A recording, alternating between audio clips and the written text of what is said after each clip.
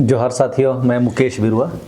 पेशा कानून से संबंधित नियमावली के लिए इस समय झारखंड में गजब का हो हल्ला मचा हुआ है। वास्तव में यह विवाद 24 दिसंबर को पेशा दिवस मनाने से शुरू होती है। वास्तव में 24 दिसंबर को नरेंद्र मोदी सरकार की ओर से पंचायती राज विभाग द्वारा पंचायती राज कानून और पेशा से संबंधित कार्यशाला झारखंड में आयोजित की गई थी। इस कार्यशाला को झारखंड के नौकरशाहों ने अपने स्तर पर पेशा दिवस घोषित कर दिया, जबकि खुद झारखंड सरकार माननीय हाईकोर्ट के 29 जुलाई 2024 के फैसले को, जिसमें झारखंड सरकार को 2 महीने में पेशा नियमावली बनाने का आदेश दिया गया था, के बावजूद पेशा नियमावली नहीं बना पाई। लेकिन पंचायती राज विभाग के निदेशक निशा उरांव के मार्फत केंद्र सरकार एक तरफ तो झारखंड सरकार को गुमराह कर रही है और दूसरी तरफ झारखंड के आदिवासियों को भी गुमराह करने में लगी हुई है। मैंने अपने पिछले वीडियो में इससे संबंधित ब्यौरा विस्तार से बताया था, लेकिन यह विवाद थमने के बजाय और बढ़ा, क्योंकि निशा उरांव सरकार की तरफ से पक्ष रखने के लिए सोशल मीडिया प्लेटफॉर्म फेसबुक का इस्तेमाल करने लगती है।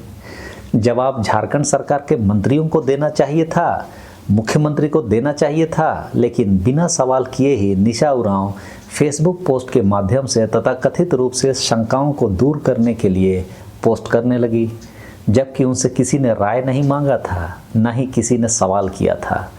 जवाब ही अगर देना था तो मुख्यमंत्री को या मंत्रियों को जवाब देना चाहिए था। झामुमो और कांग्रेस के पार्टी स्तर पर स्टैंड क्लियर होना चाहिए था, लेकिन जवाब आता है एक नौकरशाह का। इनके जवाब ने मामला को और गर्म कर दिया, क्योंकि झारखंड के आदिवासी मूलवासियों ने तो झामुमो गठबंधन को वोट दिया था, इन नौकरशाहों को तो नहीं दिया था। झारखंड सरकार जनता के प्रति जवाबदेह है और नौकरशाह जनता और सरकार दोनों के प्रति जवाबदेह है। लोगों को उम्मीद थी कि सरकार की तरफ से कोई बयान आएगा, लेकिन बयान आया भी तो वैसे नौकरशाह का जिनका संबंध दक्षिणपंथी संगठनों से माना जाता है, यानी आरएसएस। वैसे में जो लोग झारखंड हाई कोर्ट में केस किए थे, वे भी सोशल मीडिया के माध्यम से पब्लिक के सामने अपनी बातों को रखे और विभिन्न प्लेटफॉर्म पर यह चर्चा का विषय बन गया। मैं यह वीडियो उन बहसों पर आपको ले जाने के लिए नहीं बना रहा हूँ, लेकिन आप गलत फहमी में ना रहें इसीलिए बना रहा हूँ। इस कड़ी में पहली बात तो झारखंड हाई कोर्ट का 29 जुलाई 2024 का वह फैसला आप देख सकते हैं।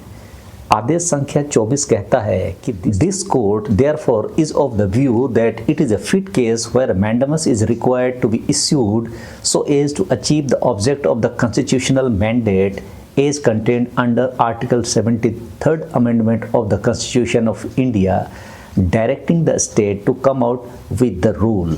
साधारण शब्दों में बोले तो भारत के संविधान के 73वें संशोधन के जनादेश के उद्देश्य को प्राप्त करने के लिए राज्य को नियम बनाने का निर्देश दिया गया है। और यह 73वां संशोधन क्या है? यही पंचायत व्यवस्था है। संविधान का भाग 9 पंचायत से संबंधित है। इस पर मैं इस जजमेंट पढ़ने के बाद और डिटेल बता दूंगा। और आदेश संख्या 25 कहता है, let the rule be enacted preferably within the period of 2 months from the date of receipt of the copy of this order।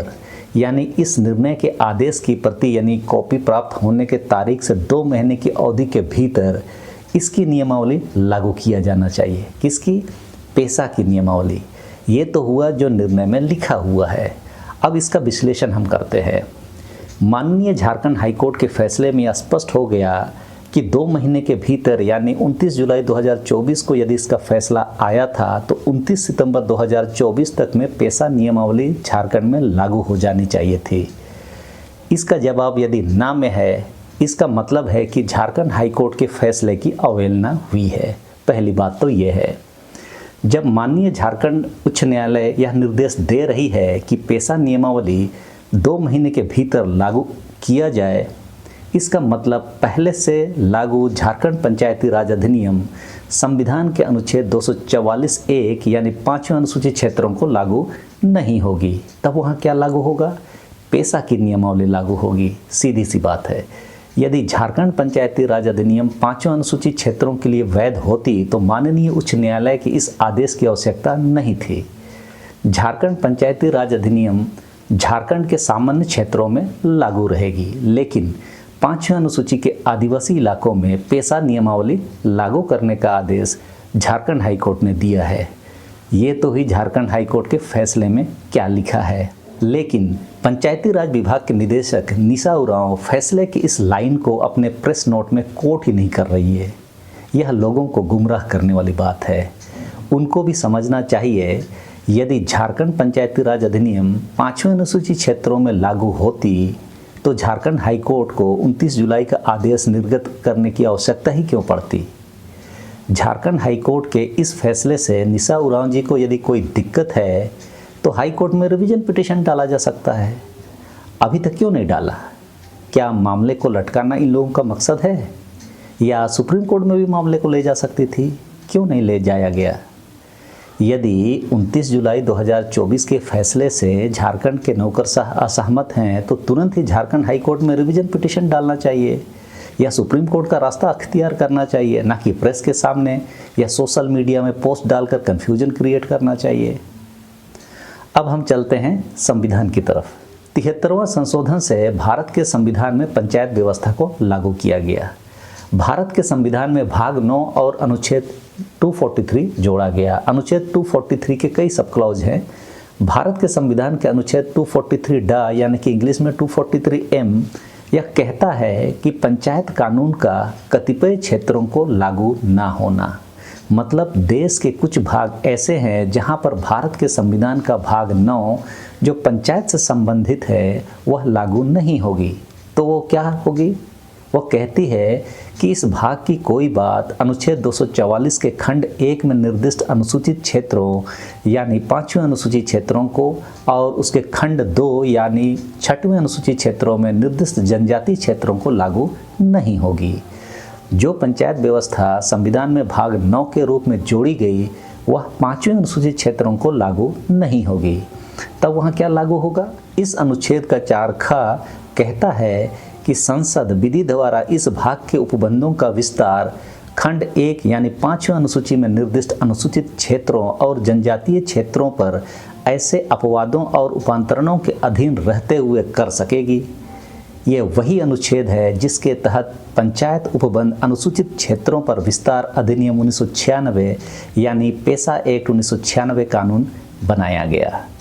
Jharkhand high court ने संविधान के जनादेश के रूप में यही बात कही थी कि ये संविधान के 73वें संशोधन के जनादेश के उद्देश्य को प्राप्त करने के लिए नियम बनाने का निर्देश दिया गया।